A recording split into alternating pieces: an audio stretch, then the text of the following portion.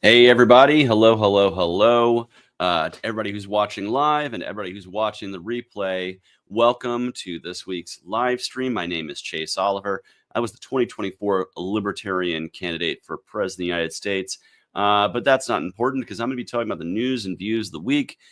Hearing from you, the viewers, please throw some comments in there. And if you are watching on YouTube, make sure you subscribe to this channel. If you're watching on Facebook, make sure you like this page. And if you're watching on X, make sure you are following this account. And of course, share that out to everybody. Make sure all your friends and loved ones can know about this awesome stream. Anyway, thank you for joining me. Lots of cool stuff to talk about, though I am going to keep it somewhat brief today because I am recovering.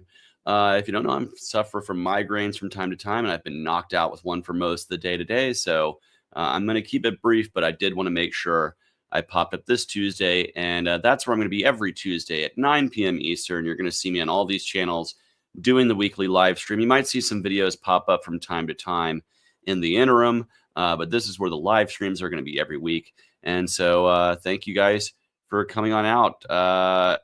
Tommy, the coffee addict, says hello. Well, hello to you.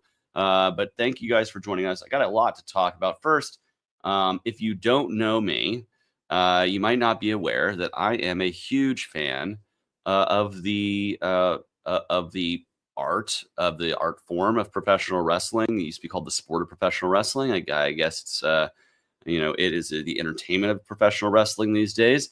But I'm a huge fan of that. I have always been. And this week, the industry itself kind of had a big shift because the largest professional wrestling company in the world, the WWE, started streaming their flagship show, Monday Night Raw, on Netflix. It's the first time WWE has ever streamed their product live in this manner. It's a huge deal. It's a big deal for Netflix, of course, to have such a huge property. And they really treated this first episode like a big deal. They kind of pulled out all the stops. They had, legends from yesteryear coming out. They had celebrities involved. They had big matches going on that would draw viewers in.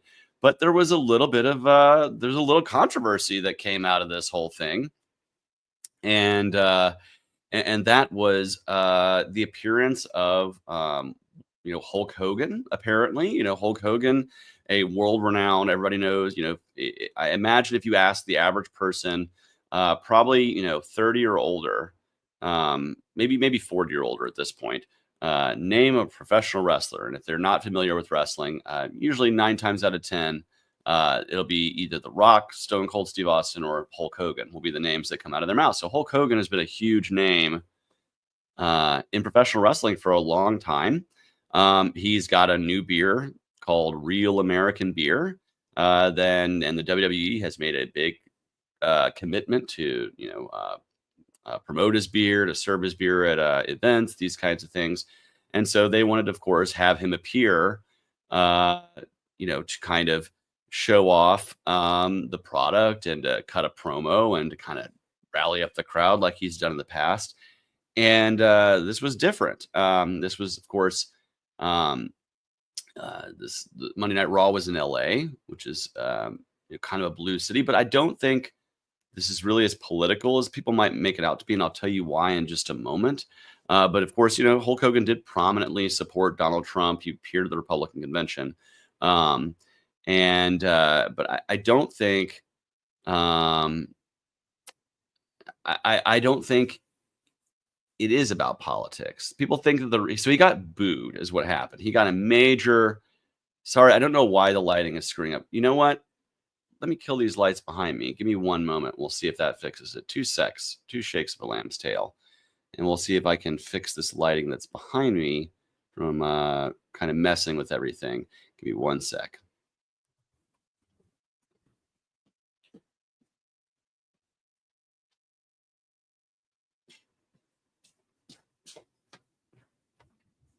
I don't know if this seems better. It seems pretty dark, but we're going to see if the light will... Ooh, definitely doesn't look any better. Let's see if we can get that light to adjust. Sorry about that, guys. Thank you for bringing that kind of stuff to my attention. I don't pay attention to it while I'm yakking away here, but let me see if I can maybe change the light. and fix things. This is live podcasting, you guys. This is what happens when you do things live. And I don't have a big staff. That's kind of better, but I don't know. We're gonna go with this for this makes me look like a ghost. Yep, let's try to fix that. Be right back again.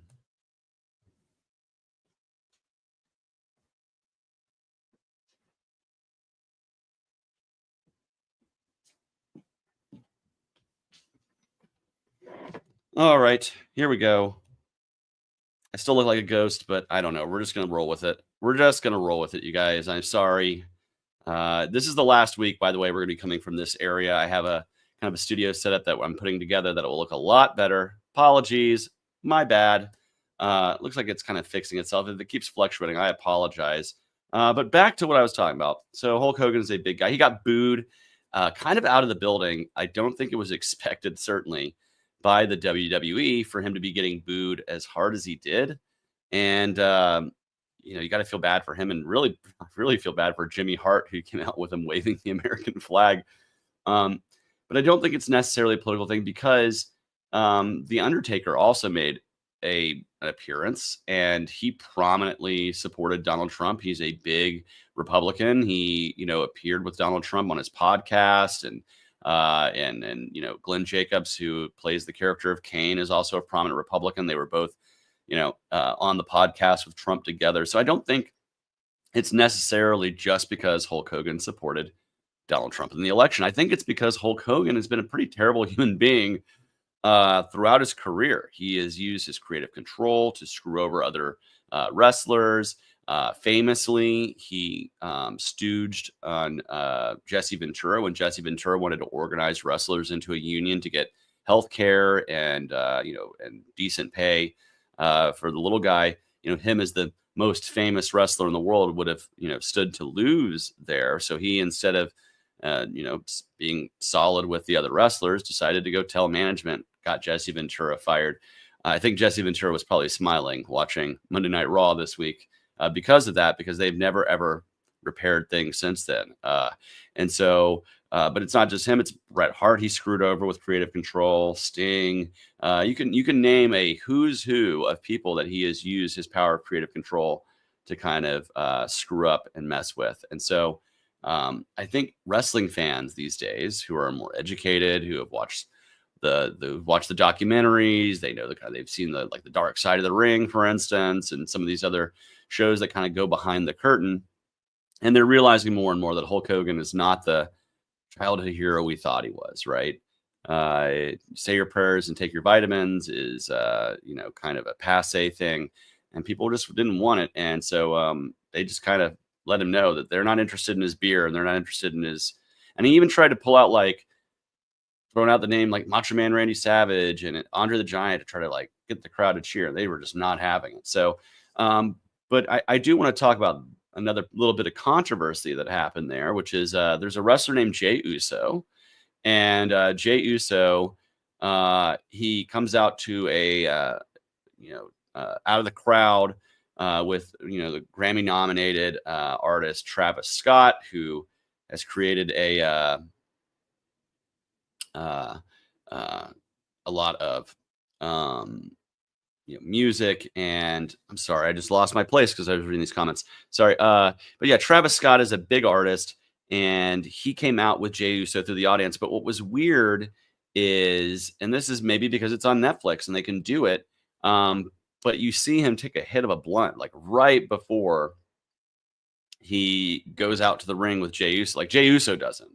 The wrestler doesn't. That would be really, really, probably problematic if that were to happen. But it's the first time I think I've ever seen cannabis being used on WWE programming. And it's New York. It's legal there. It's he's a rapper. It's kind of common in the music industry, whatever. And for me, I don't have a problem with it. Hey, do what you want to do. I've consumed cannabis. I don't think it's that controversial of a thing. But I did notice that, people were kind of online, other than talking about Hulk Hogan getting booed. The other kind of controversy was that people were like, oh my God, I can't believe somebody's using cannabis on television. It's but Hulk Hogan was just out there selling beer. right? Like beer, alcohol is way more dangerous than cannabis. You can't say, oh my God, they're showing cannabis to kids. I mean, Hulk Hogan's out there selling real American beer. If you want to be a real American, drink this product. To me, it seems kind of a double standard there. So I didn't really mind it. I think that people who are worried about that, kind of get a life. Like, over half the country lives in a place where it's legal recreationally. Most of the country lives in a place where it's legal medicinally. Shout out to you, Idaho, being the only one who doesn't. You need to fix that. But yeah, everywhere else, I think there's some kind of medicinal marijuana, cannabis somewhere. So anyway, that was that story that I wanted to talk about. I know that was kind of a weird one. Didn't mean to go off the camera there for a minute, but that was just kind of my thoughts about this thing. I thought it was a great show personally. As a fan, I thought they did a great job of programming it to be a big deal. Unlike the Tyson Paul fight, it did not lag out on me the entire time. It looked great. And everything was shot really well. They had tons of drone shots through the arena. Like, whoever is doing the production now, that they fired Kevin Dunn and those people, whoever is involved with like the actual shooting of the shows, man, they're doing good. So I am using a ring light. Transhumanist says, I suggest getting a dimmable ring light if you're going to be doing a lot of. I'm using one right now. It's just that there's very bright light behind me, which is one of the reasons why I'm kind of moving into a new space next week. That'll look a lot better. You'll just see a black curtain behind me. It'll be a lot easier, and I have some professional lighting that looks a lot better than a ring light. So next week we're going to be at a better place. Just I was kind of setting it all up, and I didn't get everything put together. Yeah, so there's that. But some comments here. In Texas, recreational cannabis is still illegal. There are too many social regulations here. I agree. You should be able to consume in Texas. I would support legalizing recreational cannabis in Texas. Tommy, the coffee addict, ironically enough, says culturally we're not in a place where cannabis is looked at rationally in comparison to alcohol. You're correct. Or in comparison to caffeine there, coffee addict. The millions and millions of Americans are addicted to caffeine. They're dependent upon it. If they don't have their coffee in the morning, they're no good. You appear to be a coffee addict as well. So I'm just saying, no, I'm just kidding. But thank you for the comment. I think that's a great comment that just socially we're not there yet. I think that's going to change the next few years, certainly, as Gen Z and then even Gen Alpha rises through, the ranks. By the time I'm an old man, there we go. So Jose, so the next story I want to talk about, and I'm going to pull up a screen to present it here. Give me 1 second because I am working without a producer. I'm self-producing here. And I want to bring up this story from April. Well,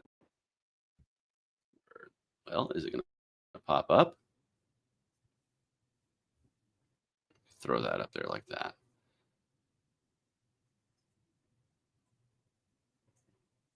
There it is. Let me move that down there so you guys can read the headline. Chef Jose Andres says Israel targeted his aid workers systematically, car by car.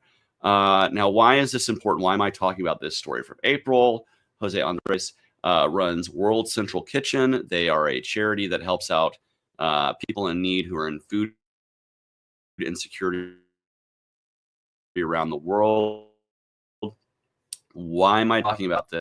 Well, let me just go ahead and stop sharing. But why? What's important? That is, he got an award this week, and he got an award this week from Joe Biden. And why that is important to me is, well, first off, he wasn't the only one who got an award. A lot of people did, and I do kind of think this was Joe Biden's like kind of last troll of MAGA before he leaves office. I don't know. He's got a few days left to be cheeky, and sometimes it's this happens. But he gave an award to Hillary Clinton, George Soros. He also gave a posthumous award to Robert F. Kennedy. Don't know if RFK Jr. was there. I didn't see him there in the room, but I think the rest of the Kennedys were there.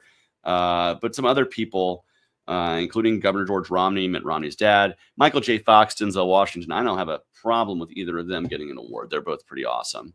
Love their movies. And I really love Michael J. Fox's advocacy for Parkinson's. But Jose Andres was also one of these people. And why I think it matters to me is that, he's condemned Israel for killing his aid workers, which they did do, right? But they also, he went and got an award from Biden, who is like helping to fund Israel militarily. And I find it kind of weird that somebody would accept an award like less than a year later after his fellow workers of his charity were killed by a war that we are exacerbating, that we are supporting one side over, militarily. And, to me, I don't know if I would take that award if I were him. He can do it if he wants to. I'm not going to stop him, but I don't know if I would take that award. And that's what's weird to me.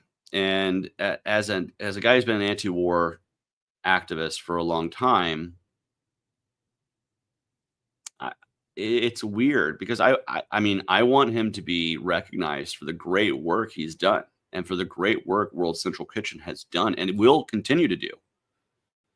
But I just don't know if that's the venue to have them be celebrated. I don't know. It feels weird to me. I'd really like to get into his brain and kind of know his thinking there, But I do think, especially the Hillary Clinton and the George Soros and kind of the Robert Kennedy as well, kind of a troll on Biden's part, just a little bit. That's my kind of weird thinking there. And speaking of trolling Donald Trump kind of trolling the country there, and talking about how he wants to take Panama Canal back from Panama, and he wants to take over Mexico and Canada and Greenland and all this stuff. And people always say, you should take Trump seriously, don't take him literally. He likes to troll people, he likes to joke. And I agree that he's not usually a very serious person, and that, of course, a lot of the things he promises to do, he doesn't end up doing. And usually it's the best things that he wants to promise doing that he doesn't end up doing. And not that I don't think we need Greenland, and I don't think we need Canada, I don't think we need Mexico, but let's just think for a minute if we did, right? Canada, let's say we made Canada and Mexico part of the United States, and that's the way he's going to secure the border. Ending the border. But Canada has 13 provinces and territories, and Mexico has 31 states. And so if we were to bring them all in to the Union, that would be 44 new states, essentially. That would be 88 senators. I don't think anybody would want to see that, right? That would be that'd be kind of crazy. But no, in all seriousness, I think it's just crazy hyperbole. And I do think we need to speak out against it. Even if he's not being serious, we need to be serious about why such ideas are stupid. And why we need to, as libertarians, call out that kind of stupidity and say, maybe take things seriously. Maybe instead of effing around about how you're going to conquer Greenland or Canada, maybe get to work on reducing the size and scope of the government, cutting the government, and not just saying Doge has got this, right? Actually start providing real evidence of things you want to cut. Because I will bet you money we're not going to see cuts. I bet you money the budget's going to grow. The debt limit's going to, not be a factor. They're going to grow the size and scope of government. We're going to increase the deficits. Even if they cut taxes, they're not going to cut spending. So the deficit's going to grow, and they're going to print more money, and that's going to create inflation that will then devalue our dollar. And so I'm not optimistic that Donald Trump is really going to reduce government in any meaningful way. Doge could cut, all kinds of programs, but if they don't really address entitlements, I don't think anything's going to really change. So for me, I I'm not as maybe enthusiastic as somebody like LNC Chair Angela McArdle, who seems to be very enthusiastic. And I will say this, if in 2 weeks, if 13 days now, if Ross Ulbricht is not free, we need to be very loud about that, because he made a promise to do that. And it's not a promise. I don't care that he made the promise to libertarians. I really don't. He's already broken several promises to libertarians. He hasn't put one in his cabinet. He hasn't appointed any senior posts. And so I don't want him to keep the promise to commute Ross Ulbricht's sentence for Ross Ulbricht, or for the Libertarian Party, or for me, or for Angela McArdle, or for anybody. I want him to do it for Lynn Ulbricht, for Ross, for Ross and his mom, because those are the two people that have really, Ross, of course, has suffered the most. His mother has suffered, I think, a lot as well, obviously, and she's been the hardest defender. If he does release Ross Ulbricht, I will give thanks where it's due, including to Angela McArdle, because she has advocated for that. And that was one of the things that she required of him, to come speak at our convention and get booed out of the room, which he deserves because he's a war criminal. But I will thank her for her work there, just as I'll thank Thomas Massey, past LNC chairs who have tried to get these things done, whether it's through the Biden or the Trump administration. The one person I'm not going to thank is Donald Trump, because he could have done this 4 years earlier. And he's doing it now because it was political. He did it for votes instead of for it being the right thing to do. So I will thank everyone else. Won't thank Donald Trump for that, because he had the power to save Ross Ulbricht from 4 years of prison. And so if you could have done something right 4 years ago, and you're just now doing it because you got into the position to do it again, I'm happy that he'll be free, but I'm not going to celebrate as if that's some sort of victory on Donald Trump's behalf, because it would have been a victory if he'd done it in the last administration. But I invite Angela McArdle, our chair, to come to a live stream just like this on January the 20th, 2026, because there's been two diverging strategies in the Libertarian Party. And I think it will be important a year from now, halfway to the next convention, to really on the heels of the next convention, the next national convention in Grand Rapids in 2026, for us to take a good hard look 1 year into this presidency. What has improved for liberty? Has anything improved for liberty? And I invite her to come on and to talk about those kinds of things. So that is kind of how I'm going to end it tonight. Again, I've been fighting a migraine all day. I'm sorry I'm not going the usual hour. Next week, I'm going to go the full hour. I'm under 30 minutes this week, including technical difficulties with the camera. Next week, we're going to have a new studio setup. Looks a lot better. But yeah, thank you guys for joining me. I'm going to take some migraine medication, try to get some sleep tonight, drink plenty of fluids, and be ready to come back in 7 days to do a full hour live stream with each and every one of you for the new space. But in the meantime, I think it's important for us to just remember as we head towards inauguration. And of course, I'm going to do some media leading up to inauguration and afterwards. But I am excited to see where this goes. Though I'm not optimistic that we're going to see a reduction in the size and scope of the state. But what I am excited for is the 2025 election cycle. There are elections across the country. I want to support libertarians and, of course, help grow the Libertarian Party and make it a better functioning national party and state parties across the country that can better support our candidates going into the midterms in 2026, so we can run candidates up and down the ballot in states all over the country. If you want to do that, I encourage you to join your state Libertarian Party and to get involved in the convention process, to become a member, to go to your state's convention. I'll be going to mine in Georgia, in Perry, Georgia in March. But get involved and let's see if we can get more libertarians into the party, more donors, more members, greater support, more candidates, and to really grow ourselves, because I think we have hills and valleys as a Libertarian Party. I think it's no surprise that we've entered into a valley. We're in a valley that we've been climbing downward from since 2022. We want to grow back up, and I want to be a part of that process. And I want each and every one of you who supports the ideas of liberty, non-aggression, individual rights to join me in that process. But in the meantime, peace, love, and liberty to each and every one of you. I'm going to end the live stream now. We'll talk more. Please feel free to message us on X or on Facebook to let me know what you want to talk about next week. And of course, like and subscribe. Like if you're on Facebook, follow us on X, subscribe to this channel on YouTube, share it with friends and family, and I'll see you next week. Have a great night. Peace, love, and liberty.